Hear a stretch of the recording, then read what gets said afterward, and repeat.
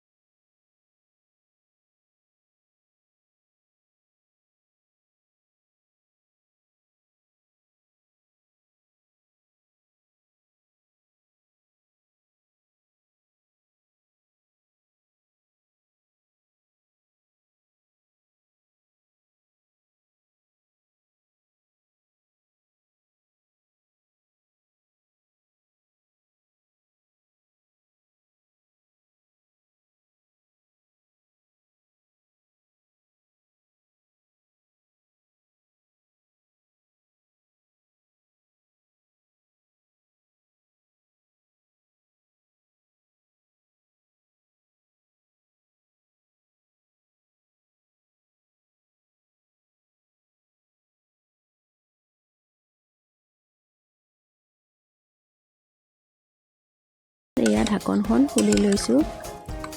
আৰু ইফালে গেছত কেৰাহী এটা পাতি দি ইয়াতে তেল অলপ দি লৈছো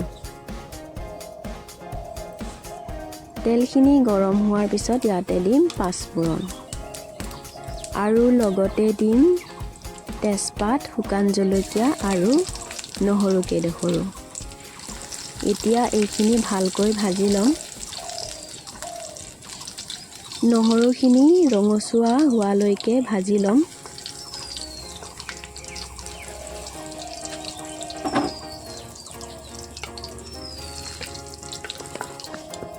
ইয়া নহৰুখিনি ভাজি লোৱা হৈ গ'ল আৰু ইয়াতে দিম পিঁয়াজখিনিও ভালকৈ ভাজি লম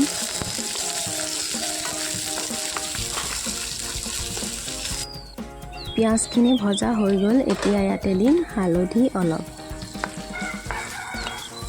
এইখিনিও মিলাই লৈছো আৰু এতিয়া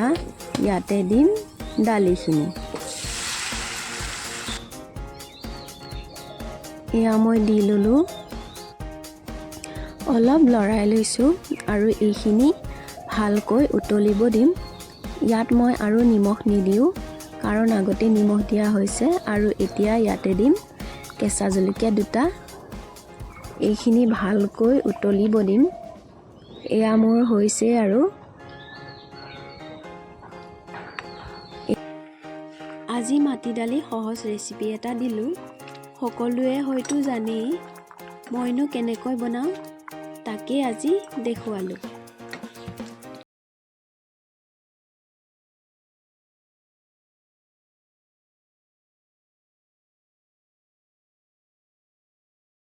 ঔটেঙা আৰু কাঠ আলু ৰেচিপিটো চাই কেনেকুৱা পালে জনাব আশা কৰিছোঁ আপোনালোকে ভালে পাইছে তেন্তে আজিলৈ আহিছোঁ আকৌ লগ পাম অন্য এটাৰ ভিডিঅ'ৰ সৈতে ধন্যবাদ